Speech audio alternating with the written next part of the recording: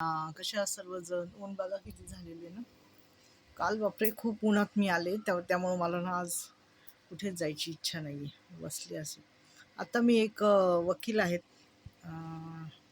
Family कोर्टाच्या वकील आहेत, त्यांचा एक व्हिडिओ पाहिला. 14 वर्षापासून ते प्रॅक्टिस करतात हे. आणि त्यांनी सांगितलं की डायव्हर्सचं प्रमाण का वाढलेलं आहे, म्हणजे घटस्फोट का घेतात हे लोक.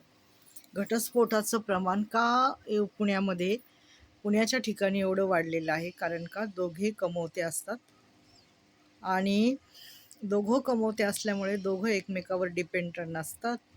आणि पैशाच्यामुळे की तू पैसा देत नाहीस, माझाच पैसा खर्च होतो आणि तू सेविंग करतो, तू तुझ्या आईवडिलांना देतो आणि मी घरातला सर्व पैसा खर्च करते, मी हे करते, मी ते करते.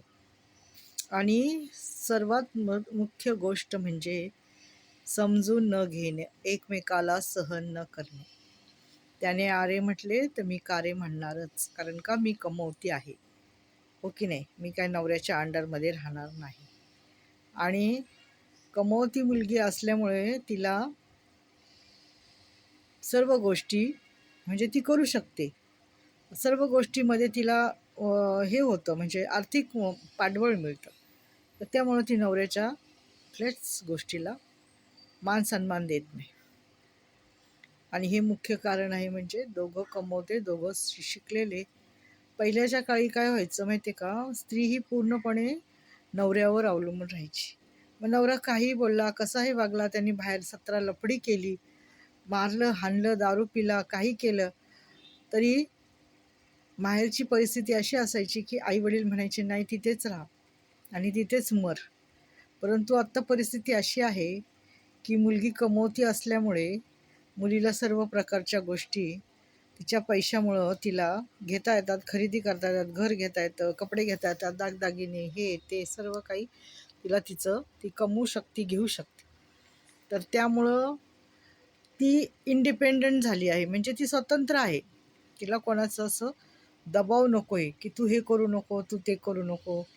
आज तुला ही भाजी नाही खायची तर ती मुद्दाम दुसरी भाजी करणार, दुसरी खाणार, नवऱ्याला जी आवडत नाही ती. म्हणजे कुठेतरी हे ना, हे कमीपणा नाही.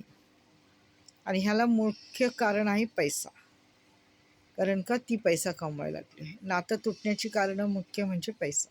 मुलींमध्ये इगो आहे की नवऱ्यापेक्षा मी जास्त पगार कमवते, मग मी का नवऱ्याचं ऐकू, हो की नाही. तर त्या वकीलबाई म्हणतात आहे की पूर्वीच्या काळी बायका खूप सहनशील होत्या, आत्ताच्या काळी सहनशीलता राहिलेली नाही. एकमेकाचं ऐकून घ्यायला कोणी तयार नाही. एकाचड एक होत राहिलेले आहेत, माहिती का. नवरा 10 पट तर बायको 20 पट असं झालेलं आहे, माहिती का. आणि शक्यतो म्हणजे सगळ्यात मोठी गोष्ट म्हणजे अफेअर. ऑफिसमध्ये अफेअर आणि कुठे पण इथे तिथे. त्यामुळे त्यांना सहज जोडीदार मिळतो, सहज त्यांचा वेळ जातो, त्यांना कोणीही त्यांच्याशी मैत्री करून त्या राहतात, किंवा स्त्री राहते, पुरुषही राहतो, दोघेही राहू शकतात. आणि त्यामुळं सहजता झालेली, उपलब्धता झालेली त्यांना की नाही, एकच चॉईस राहिलेला नाही, त्यांच्याकडं अनेक चॉईस आहेत.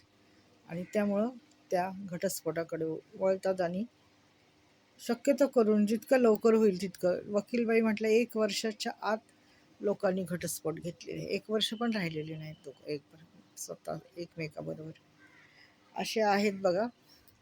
तर हल्ली पुण्यामध्ये घटस्फोटाचं प्रमाण खूप वाढलेले. मागच्या वेळेस पण मी कोर्टात गेली होती, तेव्हा इतक्या छोट्या छोट्या मुली आल्या होत्या, असं वाटणार पण नाही लग्न झालेलं. मग मी 1-2 जणींना विचारलं तर म्हणे 6च महिने झाले मावशी मी घटस्फोटासाठी अर्ज केलेला आहे. आणि खूप लहान लहान मुली होत्या आणि त्यांच्या आईवडिलांसंगती आल्या होत्या, आईवडिलांबरोबर आल्या होत्या. कारण का त्यांना काय माहिती नाही का. आणि काही काहींचे तर आईवडील पण नसतात, कोणी नसतात, ते स्वतःच्याच मनाने स्वतःचाच कारभार करतात, है की नाही, आणि घटस्फोट घेतात. एवढं मात्र खरं आहे. आणि हल्ली घटस्फोटाचं प्रमाण फार वाढलेले, कारण का इगो, अहंकार आणि स्वतः पैसे कमवत असल्यामुळे त्यांना कोणाचीच गरज लागत नाही. परंतु असं नसतं. म्हातारपणी एक वेळ अशी येते की कोणीतरी आईवडील पण मरून जातात आणि बहीण भाऊ कोण कोणाची त्यावेळेस एका साथीदाराची गरज असते, ते हक्काचा असतो आपला नवरा किंवा बायको. त्यामुळं शक्य तितके घटस्फोट घेऊ नका, समझोता करा. हा नाही तर दुसरा तरी करायचाच आहे. दुसरा तरी कुठले तुम्हाला परिपूर्ण भेटणार आहे. त्याच्यात तर 100 गुण कमी असणार आहे. पहिल्या नवऱ्यापेक्षा दुसऱ्या नवऱ्यात तर 100 गुण कमी असणार आहे. मग तिथं जुळवून घेण्यात तुम्ही तिथं जुळवून घेणार आणि पहिल्या नवऱ्याशी जुळवून घेणार नाही.